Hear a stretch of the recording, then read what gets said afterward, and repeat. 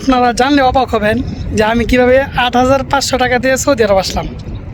তো এর পিছনে অনেক কাহিনী লুকানো আছে, সেগুলো আমি আপনাদেরকে বলবো। আমি প্রথমে একটা সাপ্লাই কোম্পানিতে আসছি। সাপ্লাই কোম্পানিতে আসার পরে ২ বছর আমি কাজ করছি সাপ্লাই কোম্পানিতে। তো সাপ্লাই কোম্পানিও মোটামুটি ভালো ছিল, বেতনও ভালো ছিল। তবে আমি যে জায়গাতে কাজ করতাম এই জায়গাটা একটা অফিস ছিল। তো এই অফিসে আমি ২ বছর ১ লাগার কাজ করছি। তখন তারা আমার বছর মেহনত করার পরেই কিন্তু আমি ভিসাটা পাইছি, ঠিক আছে।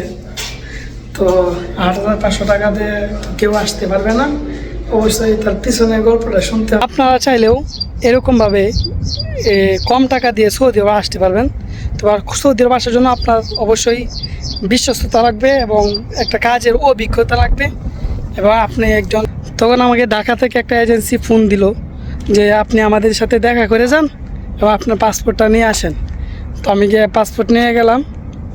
তো তখন তারা বলল যে আপনি মেডিকেল করান, আপনার ভিসা আমরা প্রসেসিং করব, আমাদেরকে টাকা পয়সা সব কিছু দেওয়া হয়েছে। তো আমি মেডিকেলের জন্য শুধু ৮,৫০০ টাকা দিছি, এটাই আমার মাত্র টাকা। এই ৮,৫০০ টাকা দিয়েই আমি বাংলাদেশ থেকে সৌদি আরব আসছি। আর বাকি প্লেন খরচ, ভিসার খরচ, প্রসেসিংয়ের খরচ এগুলো কোম্পানি আমাকে দিছে, ফ্রিতে দিছে। আর বাকি সব কিছুই কোম্পানির।